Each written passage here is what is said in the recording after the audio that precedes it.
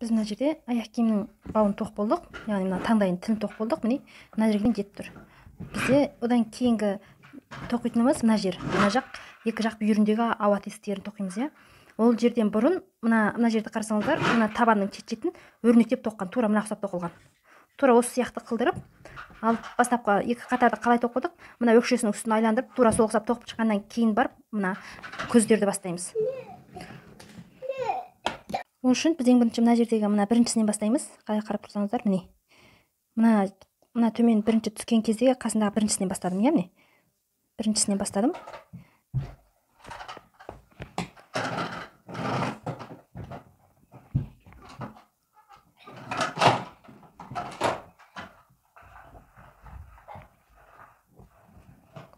Әрбір ізден қалдырмай, бір-бірден осылай тоқып шығамыз енді. Бұл жерде жай ғана тоқып атысымен, астынан үстінен деген ондай ештеңе алмаймыз. Астынан үстінен деген ондай ештеңе жоқ. Жай осылай жай тоқып атысымен, екі жіптен бір жіп алып атысымен, әрбір ізден қалдырмай, тура осының ар жақ төменгі түскен бірінші көзге дейін тура осылай тоқып шығамыз. Бұл жерде бер жақ шетіне келіп болдық. Бер жақ шетіне келгеннен кейін мына жерден ілмекпізді бері қарай бекітіп түйдік. Түйгеннен кейін мына жерден жіпті үзіп тастаймыз. Жіпті үзіп, енді мына жағынан бастап қайтадан тігеміз. Мына жағынан бастап тоққан кезде келесінен бастаймыз. Мына қасындағы, мынадан емес, қасындағысынан бастаймыз. Сол жерден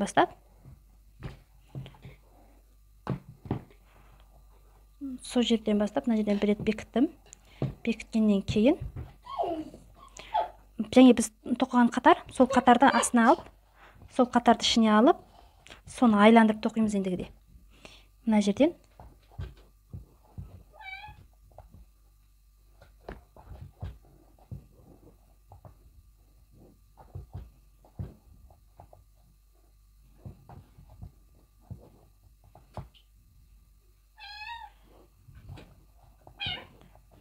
тура осы ұқсап тоқып шықтық. Тоқып қарсы жақ бетіне шығамыз. Қарсы жақ бетіне шығамыз. Міне қарасаңыздар. Мына астың жағымен мына екеуі бірдей болады. Мына екеуі мен мына екеуі. Мынау екі қабатталған, яғни мына ұқсап бір рет жалаң тоқып, оның сыртын айландырып қойып, мына астың екі қатарды. Мына жерден де тура бір рет жалаң тоқып, оның сыртынан айландырып тоқып шығамыз. Мына жерде мен айландырып тоқып болдым. Мына жерден яғни белдеу жасап, үлкен бірінші қатардағы сияқты белдеу жасап келдік. Міне. Мына жақ пен мына жағын бірдей қарасаңыздар. Енді бергі жағындағы ауа көшшілері бар, тесіктерді жасаймыз. Ол үшін мен мына жерден аяқтадым. Аяқтағаннан кейін аяқтадым да, соның бергі жағынан бір ілмек ілем. Бергі жағынан бір ілмек ілдім.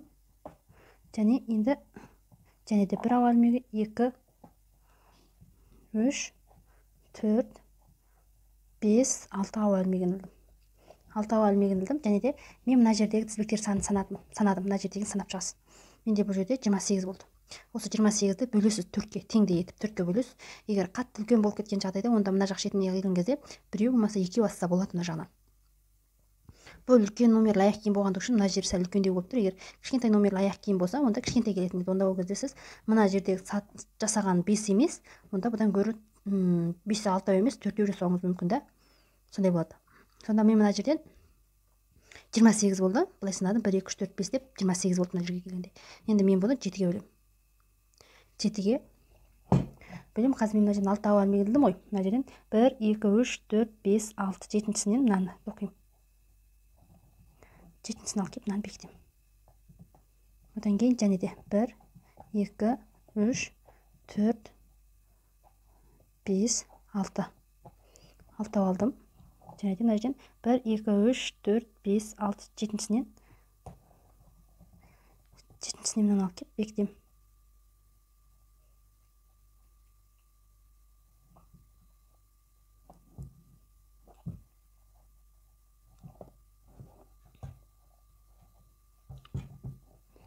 Одан кейін келесінен және де 1, 2, 3,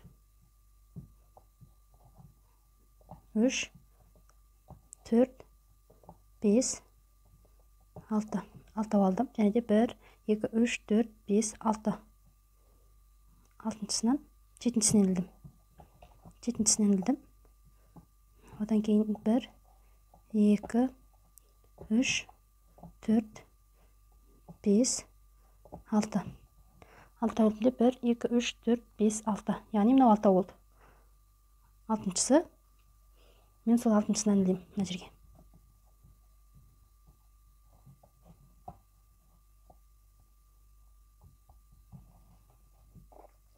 6-шысынан ілдім.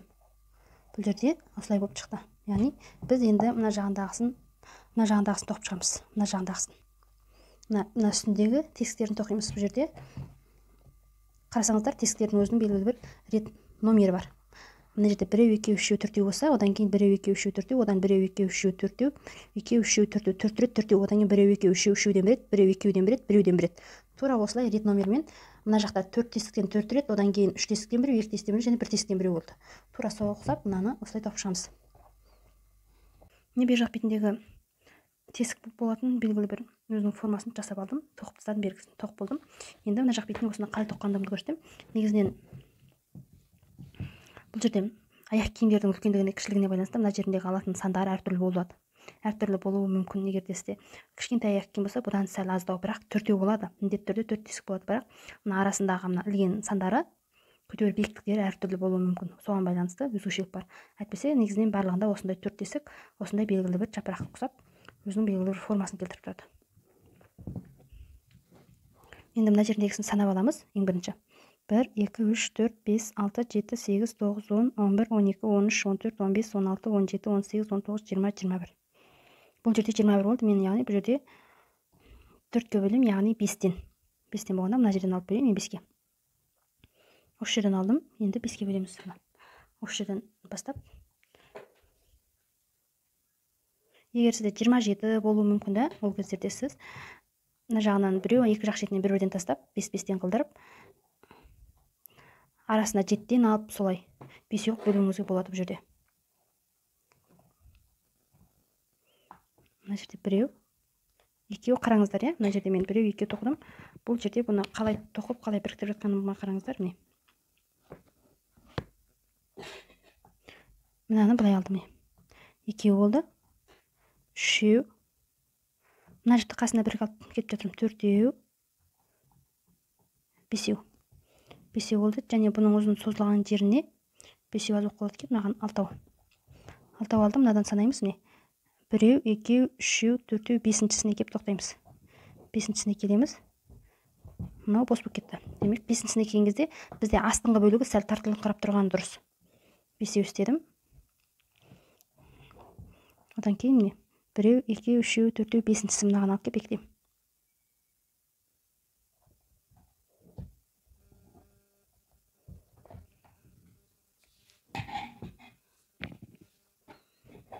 Мынаған алып келіп бекіттім.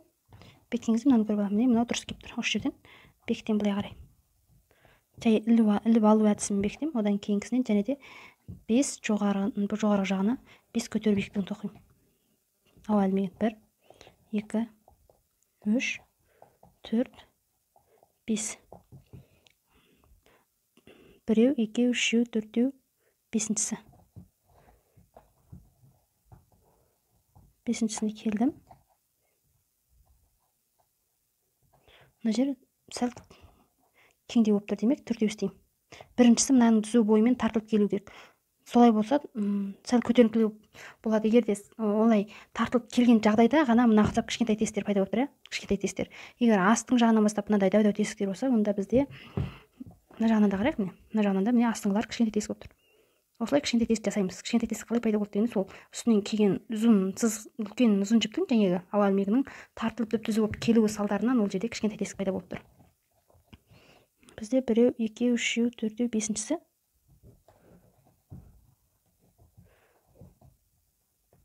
Одан кейін біреу, екеу, үшеу, төртеу. Төртеу алдым. Мына жерде біреу, екеу, үшеу, төртеу, бесіншісі.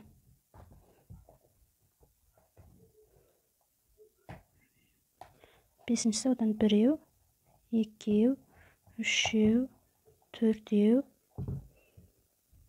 төртеу. Мына жақ шетін алып кеп, төртіншісін алып кеп бекіттім. Бекіттім.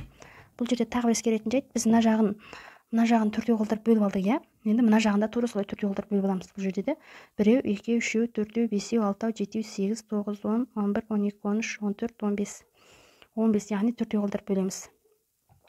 Төртеу қылдырып бөлген кезде мына жерден 15, төртеу 3-тен. Бұл жағын 3-ке бөлеміз, айтпақшы. 3-ке, 4-ке болғанда 1, 2, 3, 4. Төртіншісі мына жаққа келіп тұр ғой. Ал бұл жерден тесігі мына жерге ғана келеді. Ал мына жердегі біз 1, 2, 3, 4-сінен алдық. 1, 2, 3, 4. Мына жерден 5-сінен алдық. Мына жердегі тесіктердің санына байланысты. Қазір біз мына жерде 15 болды. 15-тің мына 3-еуін астына жібереміз. Астына жібереміз де, болмаса 2-еуін астына жібереміз де, одан қалғандарын мына жерден 4-тен қылдырып алып, біздегі бұл жерде басты мақсат мына жерде қарасаңыздар, дұрыстап.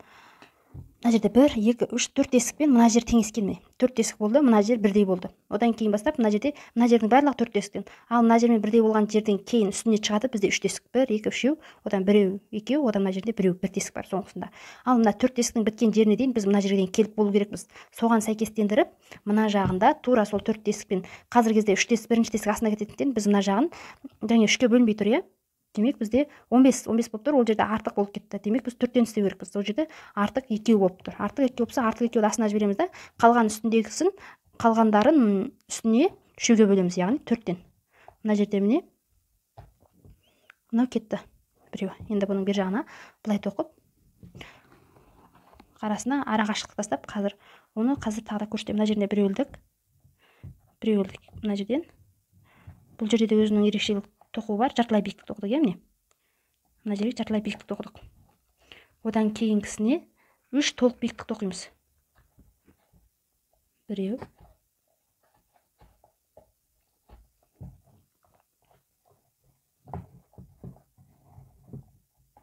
Екеу.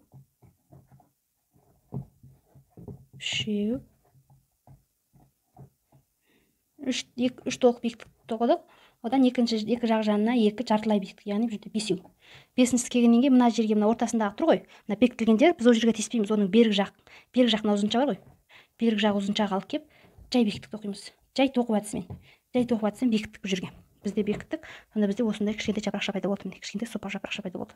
Енді осы жерден бастап біз және де жай жартылай биіктіктен 1, толық биіктіктен 3 тоқимыз. 2, 1, 2,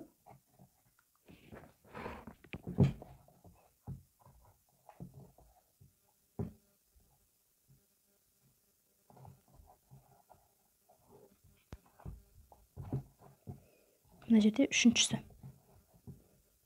3. Осыдан кейін 1 жартылай биіктік тоқимыз. Мына ортасындағы мынаған теспейміз, оның бергі жақтағы түзуге алып кеп, жай биіктікпен бекітеміз. Одан кейін жартылай биіктіктен 1 тоқимыз. Одан кейін толық биіктіктен 3 тоқимыз.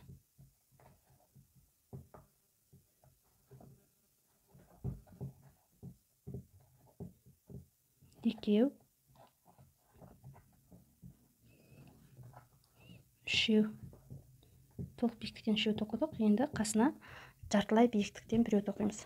Сонда жартылай биіктіктен 1, одан толық биіктіктен 3, және жартылай биіктіктен 1. Сонда ортасында 3 толық биіктік, екі жақ жанында 2 жартылай биіктік болады. Одан кейін бекітетіндігін келесі жанындағы алып кеп, сол жерден жай тоқу әдісімен бекітеміз. Енді бізде бергі жақ шеті. Мына жерінде тағы бір өзгешелік бар. Мына жерде қарасаңыздар, біздің тесіктер алдына қарай міне, мынау жартысынан кетіп тұр. Ал мынау жартысынан, яғни жарты сатыға артқа қарай шегінген. Ал былай қарай 4 қадамға шегініп, 4-те болғаннан кейін, одан керісінше былай қарай екі жағына бірге жартыға шегінген. Содан мына жерде 3 болады, мына жерде 2, сосын барып мына жерінде 1 болған.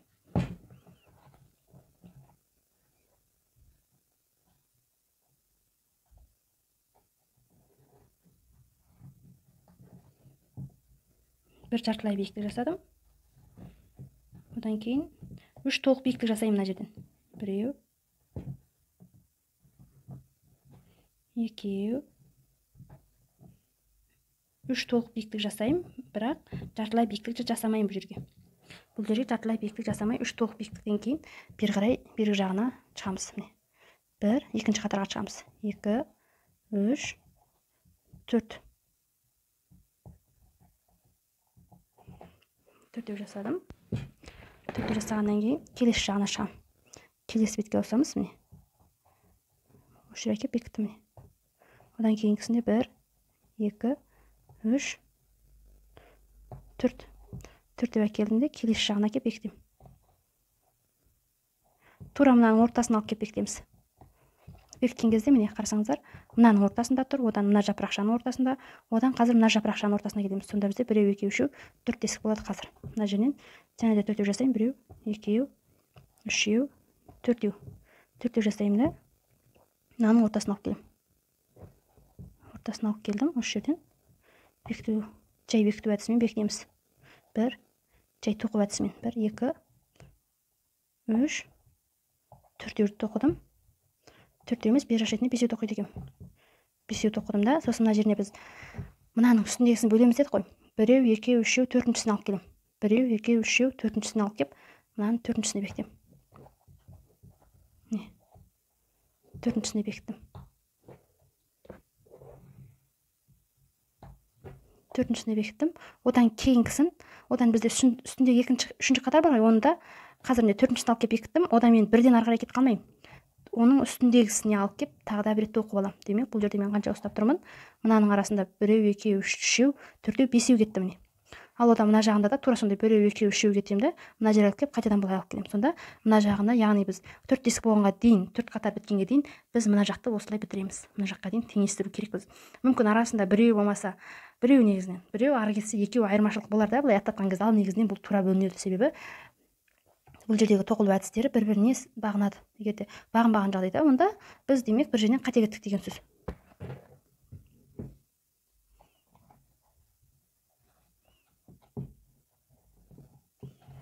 Мына жерде жартылай биіктіктен 1, толық биіктіктен 3,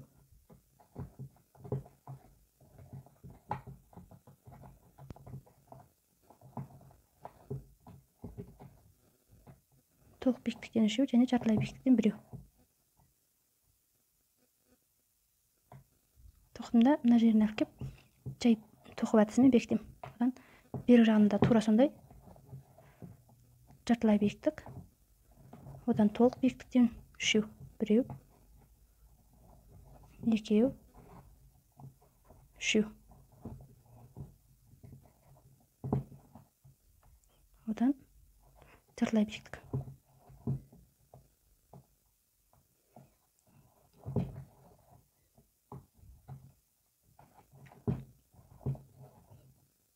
Одан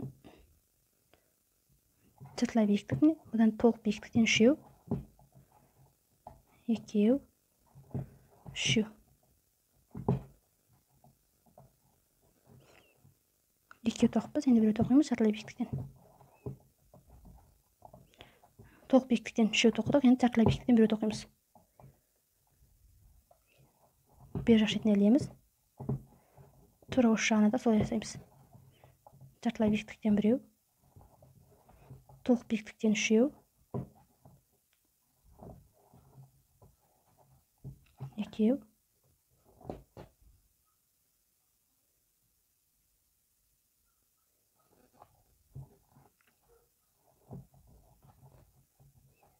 3.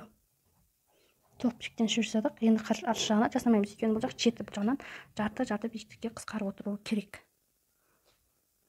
Енді қалғандарында тура сондай мына жерден 4 ілмекке көтереміз. 1, 2, 3, 4. Және де мынаның тура ортасын алып келіп, осы жерден жай тоқу әдісімен бекітеміз. 1, 2, 3, 4. 4 алып келіп, мына жерден бекітеміз. 1, 2, 3, 4.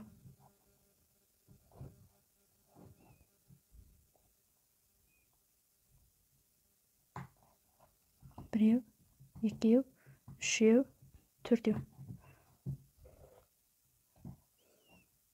1, 2, 3, 4-шісін алып келіп, мына жерге бекітеміз.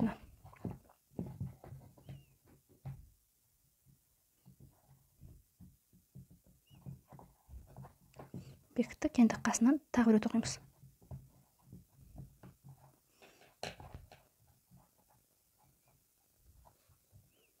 Енді қалған тура осылай. Енді екі қатар тоқып шығамыз. Мына жерден былай бір жапырақ істеп шығамыз. Одан керісінше былай қайтып, одан былай қарай бір жапырақ істеп шықса, сонда мына бізде қатар 1, 2, 3. Енді төбесіне бір қатар істесек 4 болады. Мына жерге келген кезде міне жайылдым. Енді мына жерден жартылай биіктік. Одан 3 толық биіктік. 1, 2, 3. Бұл жерде 3 толық биіктік ілдім. Мына жерде қарасаңыздар. Бұл жерде 4, иә міне. 1, 2, 3, 4.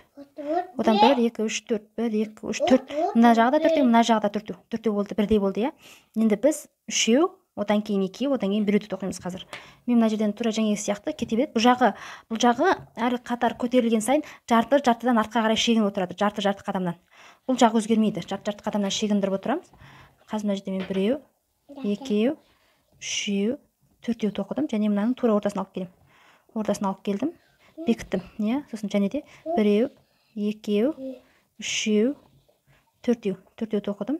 Және мынаның дәл ортасын алып келдім. Алып келдім, бекіттім. Және де 1, 2, 3, 4. Мынау менің үшінші ретті бекітіп жатқаным, иә? Үшінші ретті бекітіп жатқаным. Үшінші реткісіне 5 өстейік. 4 жетпейді екен. 5 өстедім. 5 өстедім. Және мұнда алып кеп, міне. Мына жерде қарасаңыздар, мен одан кейін 4-ші деп мына жағына істемеймін. Себебі мына жерінде біз биіктікті біттік. Біз 4-ке дейін осы мына жақтағы биіктікті бітіріп болу керек еді. Бітіріп біттік. Біткеннен кейін мен мына жағына 4-ші деп мына жерінен алмаймын. Мына жерден 3 ғана алдым. Болды міне. 1, 2, 3 алдым. Болды, осы жетеді. Енді осыдан кейін былай кері бұрылам да, қалған жері ұқсас. Қалған жерін бірдей қылдырып тоқи берем. Мына жерде міне жартылай биіктіктен 1, толық биіктіктен 3, 1, 2, мына үшінші толық биіктік. Үшінші толық биіктік, одан кейін жартылай биіктіктен 1 тоқимын. 1 тоқимын да, одан бергіш жатына кеп, жай тоқып әдісімен бекіттім. Одан кейін жартылай биіктіктен 3, жартылай биіктіктен 1, толық биіктіктен 3. 1,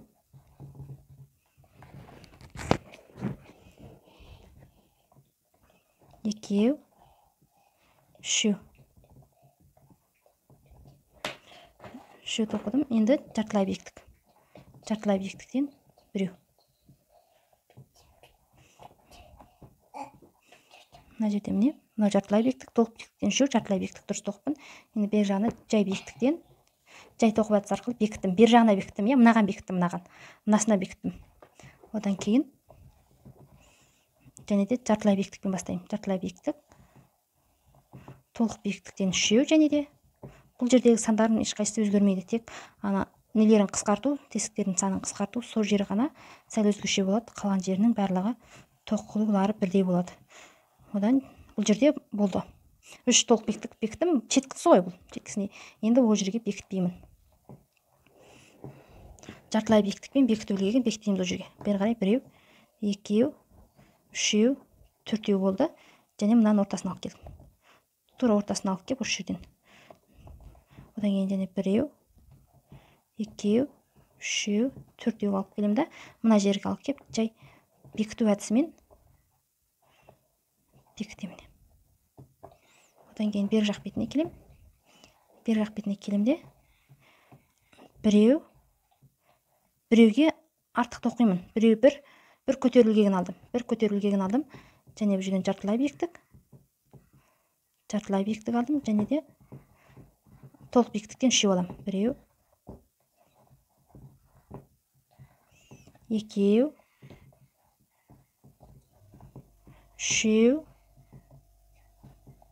3 толық биіктік және 1 жартылай биіктік алам. Және келесіне өттім. Келесі ұзыншаға өттім. Келесі тесіктің үстіне. Ол жерден ең бірінші жартылай биіктік. Жартылай биіктік, одан кейін 3 толық биіктік. 1, 2, 3 толық биіктік. Және біз ең соңғы бір тесікке келдік. Ең соңғы тесікке. Бұл жерде 1, 2, 3, 4. 4 алдым және осы жерден бекітем. Жай тоқу әдісімен бекітем. Бекіту әдісімен емес, жай тоқу әдісімен бекітем. Және бұл жерде де тоқ биіктік жасап шығамыз. Жартылай биіктік. 1,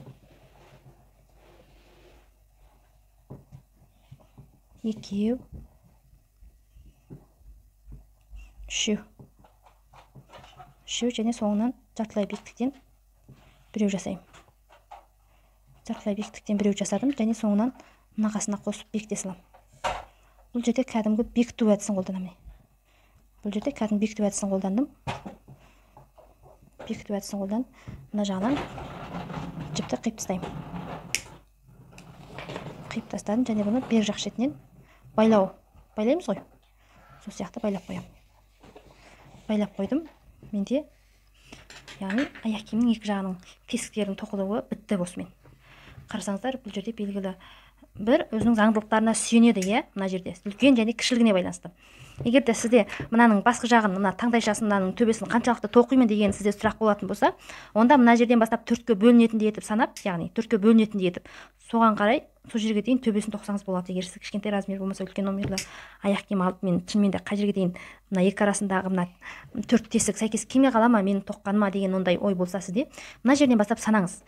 Ол үшін бірінші мына жеріндегі бір қатар, мына өкшесі ұқсаған мына жеріндегі айланбақ қатарды бірінші тоқып аласыз да, мына жеріндегі айланбақ қатарды мына жерімен өкшесімен қосып бірге тоқып алу керек еді менде. Мен оны ұмытып бірден мына жағына кетіп қалған ғой. Негізінде осыны өкшесін бітірген кезде осыны да қосып 2 рет айландырып тоқып бітіріп тастау керек еді. Содан кейін бәрібір соңынан кейін де алдынан кейін де тоқсаң бәрібір да, бірақ та егер де сіз мына жерінен санап мына тесіктердің орнын қалдырам дейтін болсаңыз, онда осы жерден санайсыз. Мына 2 рет қатар, мына жерде бір қатар үлкен, бір қатар тоқылғаннан кейінгі мына 4 қатарды санап аласыз. Арасын 5-тен болмаса 4-тен қылдырып бересіз. Кішкентай номерлі аяқ киім болса, онда 4-тен қалдыра беріңіз. 4-тен қалған негізі тура. Яғни 16 қатар қалады мына жерде, 16. Егер үлкен үндеу болса, онда 5-тен қалдырып, мына жақ шетіне келгенде біреу-екеу артық қалса, ол ештеңе етпейді, үстінен былай келгенде қосып алып кетеміз. Ендігі кезек бізде тесіктерін біттік. Енді бұл аяқ киімнің мына жерін тоқимыз, яғни мына өкшесін тоқимыз. Өкшесіндегі біз ең бірінші бұл жерде тоқитынымыз өкшесіндегі мына 1, 2, 3 үшқыр бар ғой. Бірінен бірі мына жерде қарасаңыздар, мынау қысқа, оның үстіндегі ұзын, оның үстіндегі ұзын, яғни бірін-бірі жауып тұр. Осы үшеуін тоқимыз ең бірінші. Бұл жерде ең бірінші мынаның дәл ортасын тауып аламыз. Мынаның дәл ортасы мынау. Одан кейін 1, 2, 3, үшіншісі мынау. Сонда примерно кішкентай 2 шеті болады осындай. Осы жерден алып тоқимыз. Бұл жерде ондай бір қатты маңызды емес, бірақ сіз алдыңғысын қалай тоқыдыңыз, кейінгісі солай болу керек. Менікі кішкентай үшқыр болып тұр. Мына жерде тоққан, мына жерде міне. Мына жерде болса, міне, мынау ортасы деп санасақ, 1, 2, 3, 4. 4-шісі екен. Менде мынау болса, 1, 2, 3, 4-шісі. Я осының тура тұсына келіп тұр. Мен осы жерден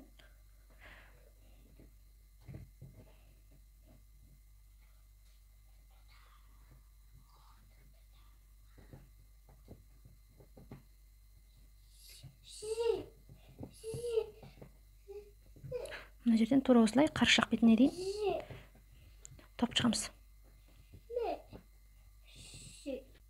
Мен мынаны бер жақ шекесіне келдім. Бер жақ шекесіне келгеннен кейін мынаны бері қарай алдық, бекіттік. Яғни бұл жерде келген кезде біз бекіту керек. Мен бекітпей кетіппін. Мына жеріне келген кезде былай бекітеміз. Бекітуге келген жасадым.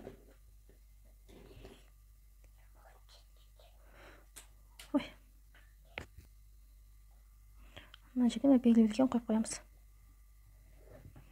Белгілеген қойдым. Одан кейінгісіне бері қарай екінші орын аттатамыз. 1, 2 орын аттатып, осы жерге алып келеміз де. Осы жерден екінші қатарын тоқимыз. Мынасы мынамен бірдей болып тұру керек. Бекіттім. Бекіткеннен кейін екіншісіне тоқимын. Одан кейін бер жақсына өтеміз. Тура осылай бергі жанына келеміз мына жерге. Бер жақ шетіне де келдік. Енді мынаны қосып алып тоқып кетем. Мынаны қазір қоспай-ақ, бер жағын асқаннан кейін қоссақ та болады. Мына жерін алдым.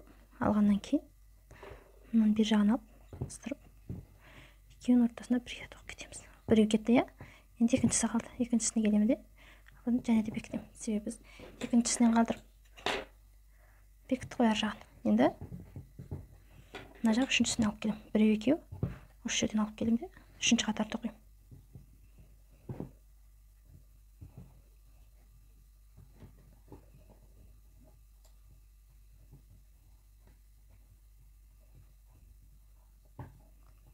Үшінші қатарын тоқимын. Қасына міне біреу алдым, екіншісін мына жағын алып келеміз.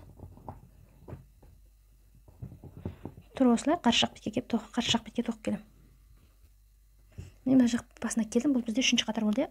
Үшінші қатар болды. Мына жағына келдім. Келгеннен кейін мына жерден түйіп, жоқ. Бұл жерден түймейміз, бұл жерден бекітпейміз де қазір. Бірден арғы жақ бетіне қарай тоқып кетеміз.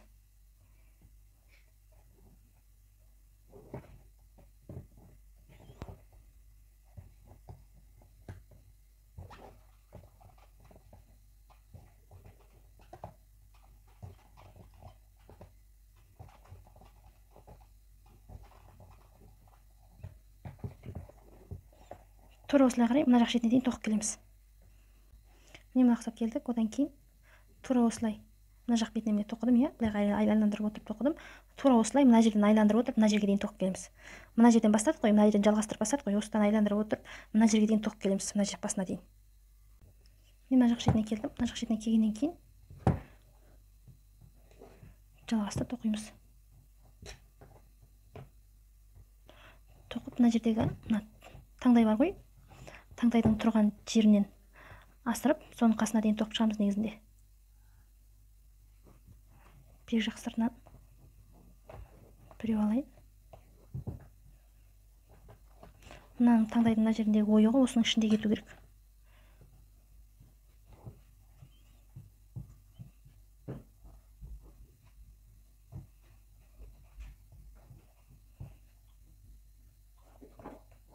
Міне, ішіне кетті. Яғни мынадан былай келген кезде, мына жерде қарасаңыздар, мына аяқ киімім нақсап ішіне кетіп тұр да, міне.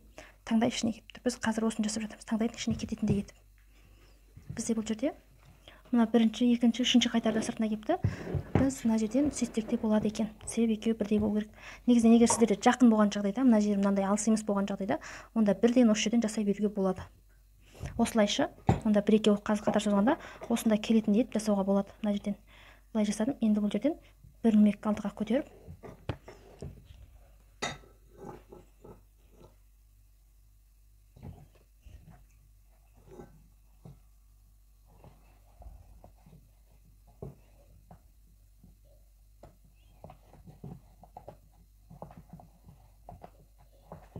осының үстінен айландырып тоқып шығамыз.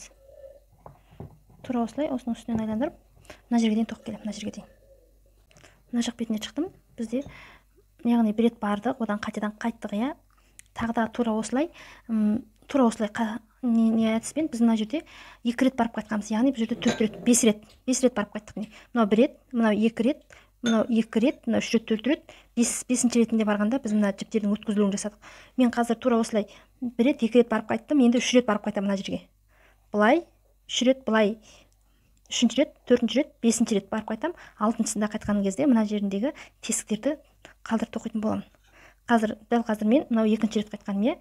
Енді тура осылай бір көтеру биіктігін ілдім. Енді осы жерден 3 рет, енді 3 рет қайтамын осылай. Ешқандай өзгешелік жоқ. Осы жай тоқу әдісімен 3 рет барып қайтамыз. Мына жерде мен 5 рет тоқыдым. Яғни мына жерден 1 рет, 2 рет, 3 рет, 4 рет, 5 рет қайттым. Мына жерде 5 рет қайтқанбыз. Бұл жердегі бір ескеретін жайт, мына жер бірдей болып тұру керек. Мына жері бірдей болып тұру керек. Мына жері былай қарай жоғары болып шығып кетуге болмайды. Мынау былай қарай жоғарылап шығып кетуге болмайды. Мынамен бірдей болып тұру керек. Мына жерде қарасаңыздар, міне мынамен мына екеуінің арасы. Мына өкше жағы мен мына екеуінің арасы негізінен екеуіне бір-біріне тең болып тұрады. Мынау сәл биіктеу болып тұр, бірақ мынамен бірге екеуі қарайлас болу керек. Екеуі екі далада болып қалса болмайды. Біз мына жерде мынаны 3 қатарға көбейттік. Мынамен теңестіру мақсатында,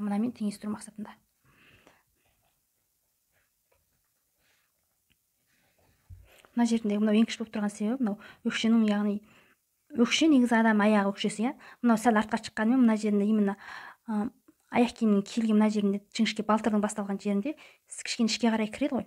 Бұл сол жерден аяқ киімнің шешіліп кетпеуін қамтамасыз ететін, аяқ киімнен шешіліп кетпеуін аяқтан. Сол үшін бұл жері сәл нелеу болып тұр. Осылай ішке қарай нетіп тұр. Бұл негізінен созылып былай келеді. Негізінен сіздің аяғыңызға келген осындай аяқ киім аяғыңызға тоқылып келгеннен кейін сәл қысатын болса, ол жер мәселен сатып алған аяқ киімдер қысатын болса, ол сол тозғанша сол жер қысып өтеді да, қажап. Бұл ондай емес. Бұл егер сіздің аяғыңыз кішкене қысатын болса, сіз 1-2 күн, даже 1-2 сағат кисеңіз, сол жер кеңіп, сіздің аяғыңызға сай, ыңғайлы формада өзінің қалпын сақтап, созылып тұрып қалады. Одан артық созылмайды бұл. Сіздің аяғыңызға ыңғайына қарай формасын өзгертеді бұл. Тоқыма аяқ киім негізінен аяғының сүйегі өскен кісілерге киген кезде, сол аяғының сүйегі өскеніне қарай ыңғайланып жіп созылады да, ол адамның аяғына қарай ішке қарай қажап, итеріп, ондай жарақат қылмайды. Мәселен сатып алған аяқ киімдер, сол жер адам аяғы өсті екен деп бұл формасын өзгертпейді ғой. Сол жер керісінше сыртынан ойылып тесіліп қалмаса, ол аяқ киім адамның аяғына қарай ыңғайланып тұрмайды. Бұның қолдан тоқылған аяқ киімнің ерекшелігі сол жерінде тұрады. Бұл жерде енді мына бауларын тоқимыз. Бізде бұл бау негізінен 2 қатар, 2 із артқа тастап жүріпті. Біз мына жерде бір көтерілгенін ілдік. Енді мына жерден біреу ілдім. Енді мына жерден біреу, 2, 3 алмеген ілдім да. Мына жерден біреу, 1 із, 2 із тастап, 3-сінен ілдім. 2 із тастап, 3-сінен ілдім. 3-сінен ілдім, 1, 2, 3. Маған осындай көзінің кеңірек болғаны ұнайды. Егер де сіздерге одан сәл басқашалау болғанын қаласаңыз, онда басқаша істеуге болады. Басқаша қылдырып, өзіңіздің қалағаныңыз бойынша. 3 алмеген ілдім. Мына жерден 1-2 көз тастап, 3-сіне тоқимын. 3-сіне тоққан кезде екеуінің арасынан тағы да 3 із тоқимын. 1, 2, 3. 3 із тоқыдым және 3 алмеген ілдім. 1, 2, 3 алмеген ілдім. 1, 2, 2 із тастап, 3-сіне келем. 1, 2, 3. Және де 1, 2, 3 алмеген ілдім. 1, 2 тастап, 3-сіне келем. Сосын 1, 2, 3. Менде 1, 2, 3, 4. 4 тесік болды, 5 тесік болады. 1, 2, 3. 1, 2 алмеген тастап, 3-сіне ілдім.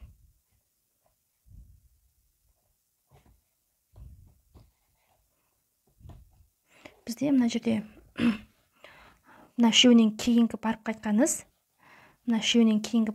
бізде міне былай қарай мынаған дейін 2 рет барып қайтқан ба? Қазір көреміз. Мына жерден мынау 1, 2, 3. 3-ден кейін бізде 2 рет барып қайтыпты. Былай қарай арт жағын бірлестіріп 1 рет, бірлестіріп 2 рет барып қайтыпты. Біз дәл қазір оның біреуін тоқтадық, иә? Мынаның біреуін бірлестіріп қайтқан біреуін мына жерде біз тоқыдық. Енді мына жерден жіпті қисақ та, қимасақ та болады, бірақ мен мына жерден жіпті қиғанды дұрыс көріп тұрмын.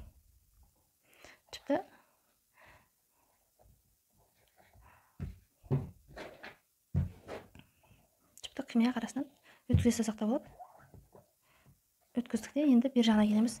Біз және мына жерден былай қарай ұзарттық қой, мына 3-ші қатардан былай қарай ұзарттық. Енді біз сол жерден 3-ші қатардан былай қарай ұзартып тоқимыз. Мен былай қарай ұзартып тоқи алмаймын демек. Мен былай қарай мынаны былай керісінше тоқи алмаймын ғой. Мен тоқсам мына жерден былай қарай тоқимын. Сол үшін мына жерден жіпті бізге үзгеніміз, маған үзгені дұрыс екен. Мына жерден жіпті үзіп тастаймын. Қазір соңына арасына қосылып кетеді ол. Мына жерге келем, мына жерге келгеннен кейін ең біріншісі мына жерге жеткізіп бастап тоқыдым ғой мен жаңа. Мына жерден жеткізіп тоққам, мына жерден аламын. Тура мынаның біткен жерінен аламын.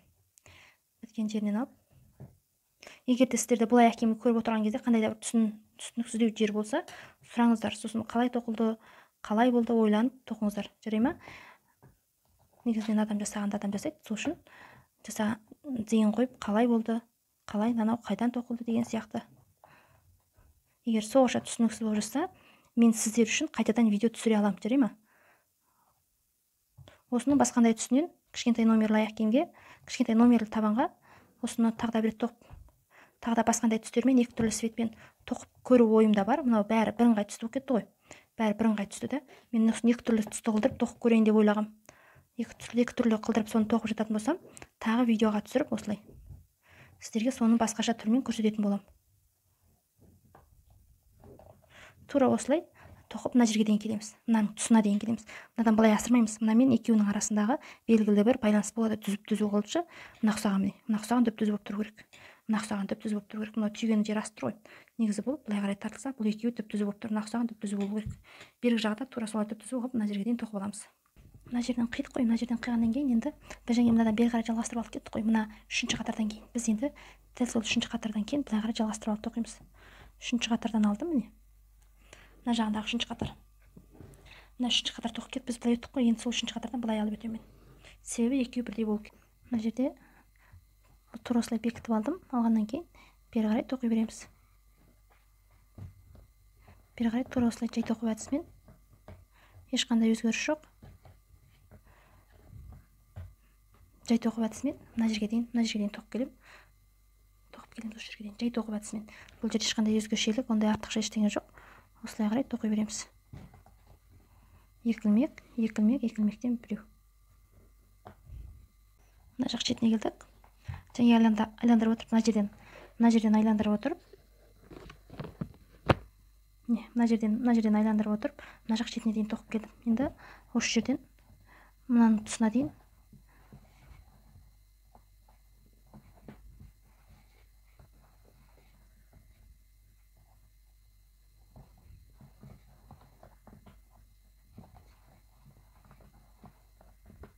бұл жерде мына жердегі неге жеткенге дейін тоқимыз. Бұл жерде мына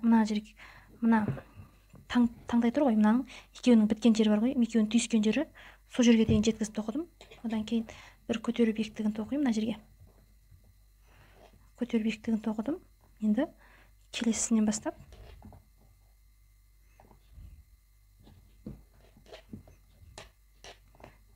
бастап былай тоқи берем.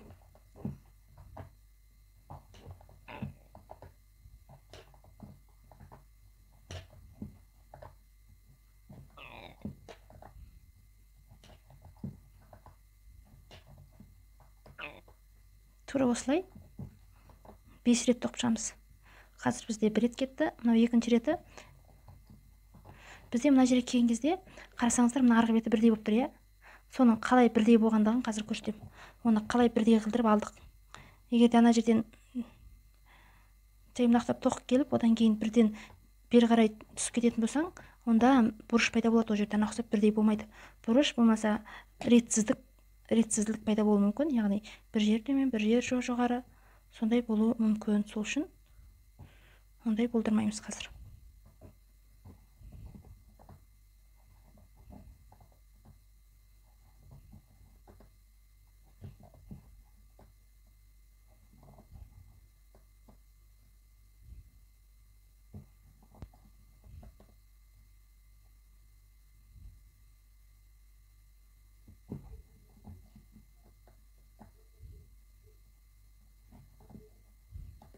Мына жерге тура келдік.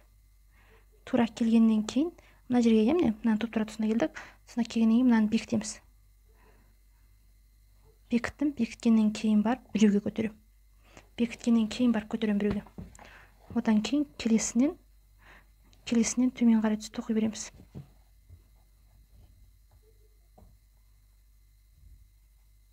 Одан кейін әрбір ізден қалдырмай тура төмен түсіп тоқи береміз. Бізде бұл жерде мына жағында және алтыншы ретінде ғана тесіктер жасадық қой. Мына тұр көздерді, иә? Жіп өтетін тесіктерді. Тура мына жағына барғанда да тура солай. Мына жерден 1 рет, 2 рет, 3 рет, 4 рет, 5 рет, 6-шы ретінде барғанда былай қарай сол кезде тесік жасайтын боламыз.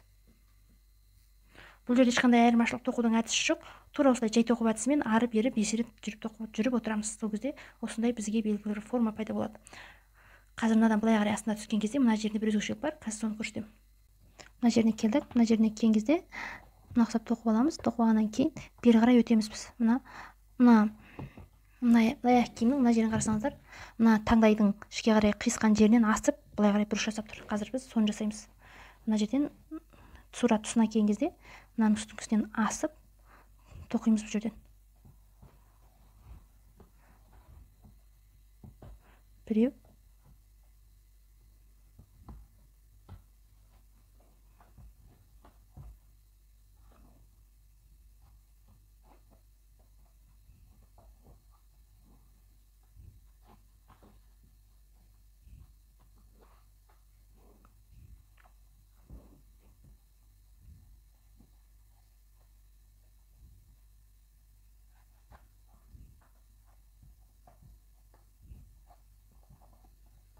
міне екеу тоқыдым. Мына жерінде біз қанша тоқыппыз? Мына жерінен біреу екеу асырғанбыз. Бірақ мына жерін екеу асырдық. Мына жерін қарап аламыз. Мына жерінен екеу, үшеу асырғанбыз. Мына жерін екеу, енді біреу асырамыз. Енді бір ізге асырып тоқимыз.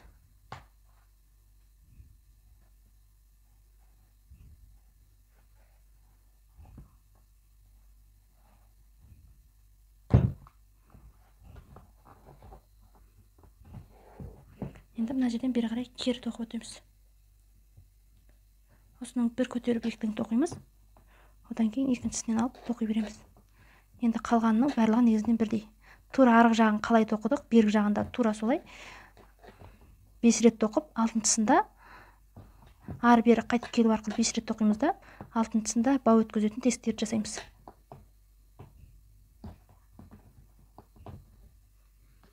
Мына аяқ киімнің мына жағына арналған, жіптерді тауға арналған бауларын тоқып болдық.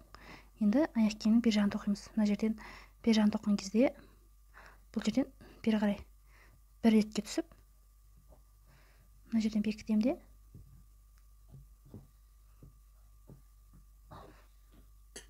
бекітіп жіпті түйіп қоямын.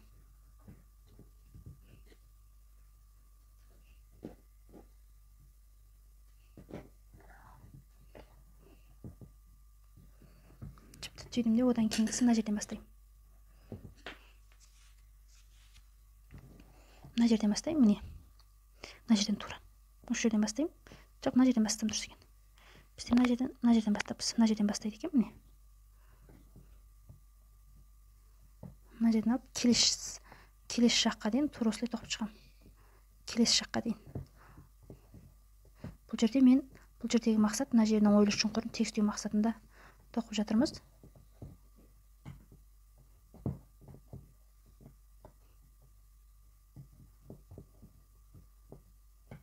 Тура осылай мына жерге дейін тоқып келеміз.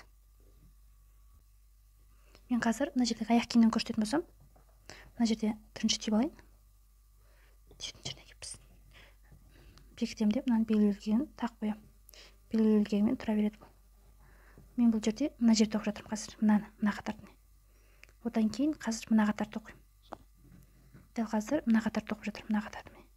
Одан кейін мына қатарды тоқимын, одан кейін мына қатарды тоқимыз. Енді мына үстіндегі қатарды тоқимын. Үстіндегі қатардың тоқылуы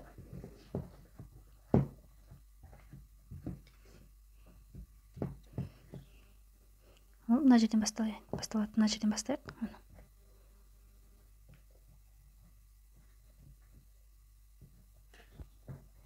Мына жердегі жіп тартылып қалмау керек, әдеттегідей. Бірдей болып тұру керек.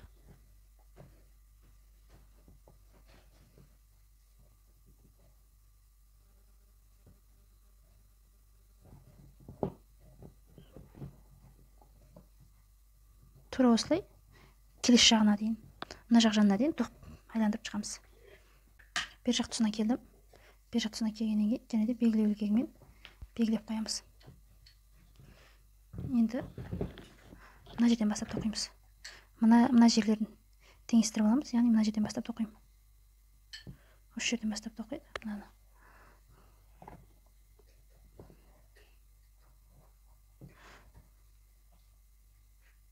Бұл негізінен бар ғой, бұл жерде айта кететін шындық, бұл жерде барлық аяқ киімдерді осылай мына жерден үшеу, одан кейін үстінен осылай 2-3 жыл қайталап тоқу ол міндет емес, барлық аяқ киімдерді емес. Бұл жерде бізде аяқ киім үлкен размерді болғандығы үшін мына жерде андай бұрмалаушылықтар болып жатыр да.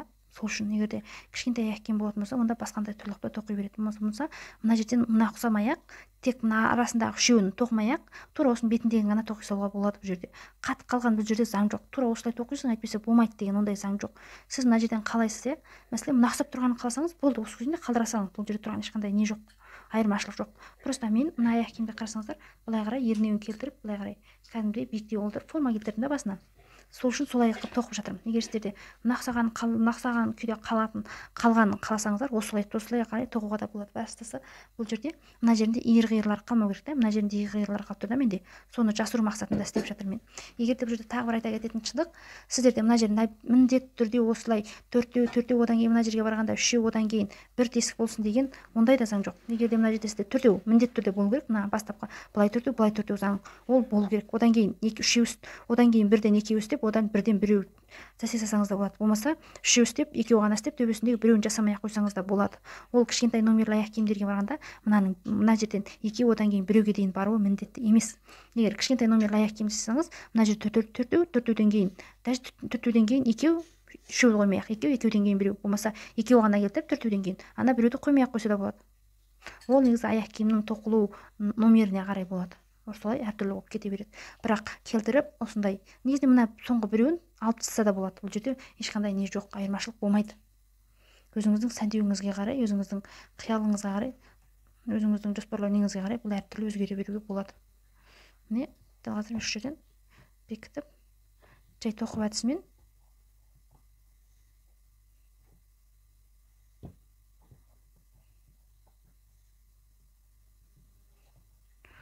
тура осының қарсы жағы, яғни мына жерге дейін тоқып шығамыз. Мына жерге дейін.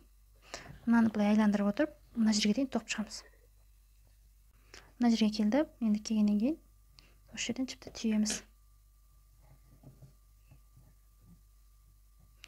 Түймей мына жерден қайтадан белгілеген қойып қояйын деп шештім. Белгілеген қойып, мынаны бері қарай мына жерден бастап тоқимыз ендігісін. Мына жерден бастап айландырып алып келем қасына. Мына жерден бастаймын, яғни мына жерден алып қасына, осы жерден алам. Мына жіптерді мына сабаластар қасына, міне бірге алып жүрістер. Былай қарай, мынау былай қарай келу керек, мынау былай қарай келу керек. Мынаны былай қарай дұрыстап, қасына бірге келіп отыру керек, әйтпесе әзір тартып қалса болмайды. Сол үшін былай қарай келдім. Негізінен осыдан қазір тартқап тағы бәле болып жүрмесін, түйе салайық осыны.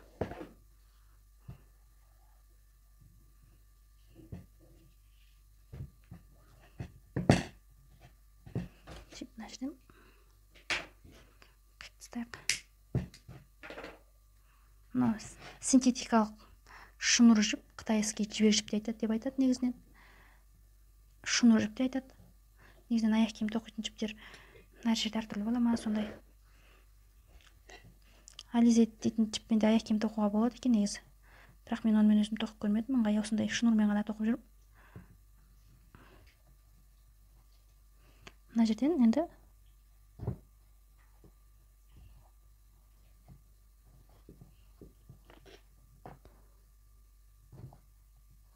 бұл жерден өздеріңіз түсініп отқандарыңыздай, бұл яғни аяқ киімнің соңғы біткен жері. Біткен жері мынаның ішкі жағынан аламыз. Мынаны тесіктерін бірге қосып алып тоқып отырамыз былай қарай. Былай қарай нелетін тесіктерді, жібілетін тесіктерді былай қосып тоқып отырамыз. Одан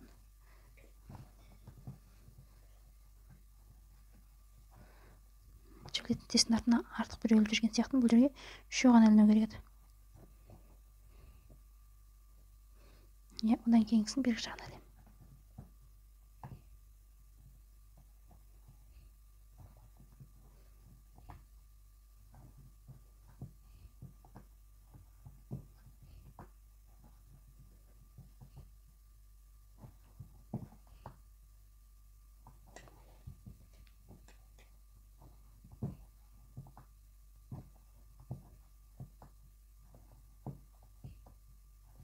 Тура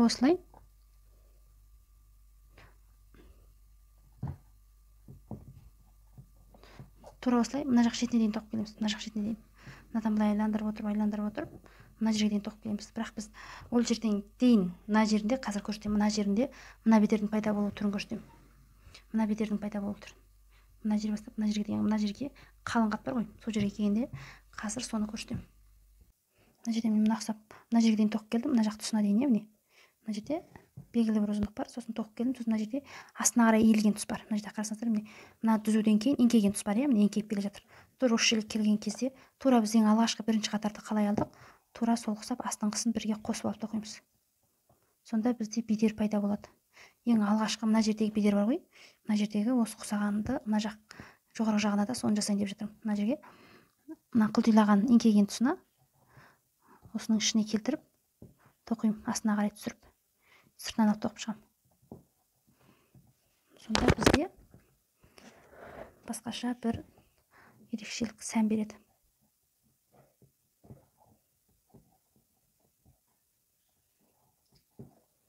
басқа жерін емес, дәл осы екі аралықты ғана қой.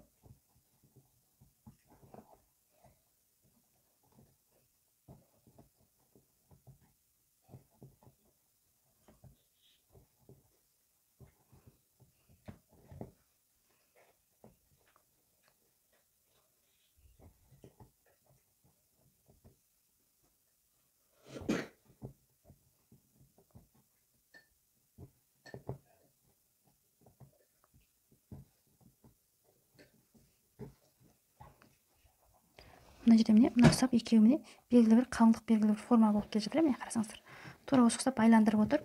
Мына көтерілген тұсқа дейін келемін, мына жерге дейін, мына жерге дейін келемін. Яғни мына түзу болып келе жатыр, еңкейген тұс мына жер. Осы жерге дейін тоқып келемін. Міне бұл жерде бергі жағына дейін тоқып болдым. Бергі жақ еңкейген тұсы, яғни мынау міне еңкейген тұсына дейін тоқып келдім.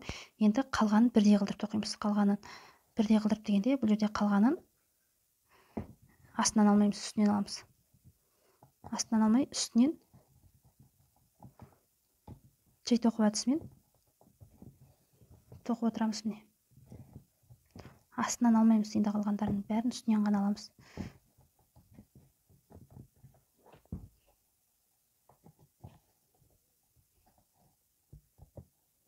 Енді мына жерде мынаның ішін алып кетеміз. Мына тесіктің жоғары жағындағы ұзын жібін үстінен алып кетеміз. Бұл жерде максималды 3 ғана тоқылу керек, өйткені біз ол жерден тек 3 биіктікке ғана көтергенбіз.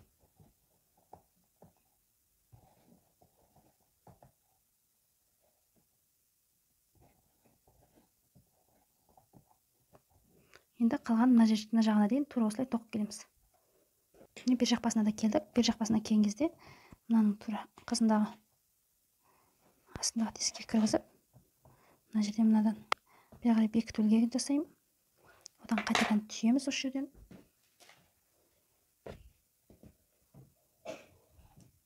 Осы жерден түйдім. Міне осы жерден түйдім. Түйгеннен кейін бізде мынаны сәл ұзындау қылдырып қиғанымыз дұрыс болады. Себебі мынаны соңғы жіпті сәл ұзындау қылдырып қиямыздағы.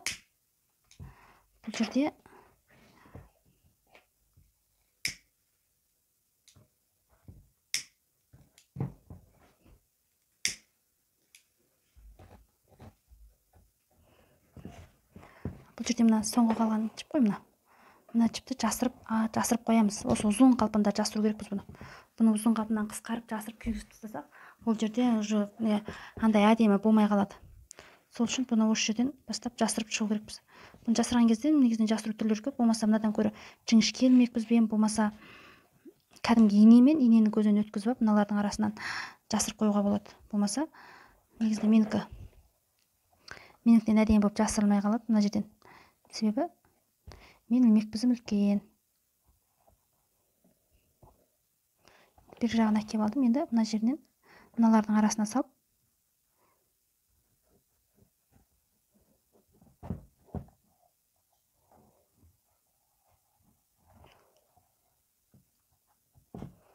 түсінікті болды деп ойлаймын. Осылардың арасына салып мына ұқсап жасырып кетеміз. Егерде тым құрмағанда бір осының жартысын жасыру керек қой. Одан кейін қалғанын қиып тастасаңыз болады. Қиып тастап күйгізіп бір жеріне чаптап қоясыз. Осымен аяқ киімнің тоқылуы аяқталды. Мен барынша сіздерге түсінікті етіп айтуға тырыстым. Егерде қандай да бір түсінбеген жерлеріңіз болса, сұрақ қойсаңыздар, менен қанағаттанарлық, енді шамам кезінше жауап беруге тырысамын. Сіздердің де осындай әдемі аяқ киім тоқи алатындарыңызға сенемін. Өздеріңізге сеніңіздер. Бастамай тұрып, сол жұмысты жасай алатындықтарыңызға сенсеңіздер, бәрі де қолдарыңыздан келеді, жасай аласыздар.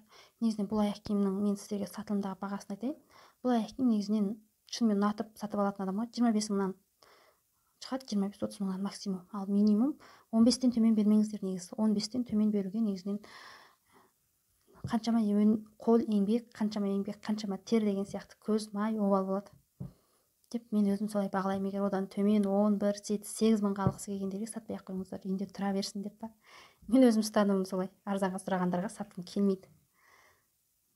Сол астына жақсы өздеріңіздің ыстық тілектеріңізді, лебіздеріңізді білдіріп, егер шынымен де сіздерге ұнаған болса, лайк басып кетуді ұмытпаңыздар. Келесі бейнелерде көріскенше, мен Қазира.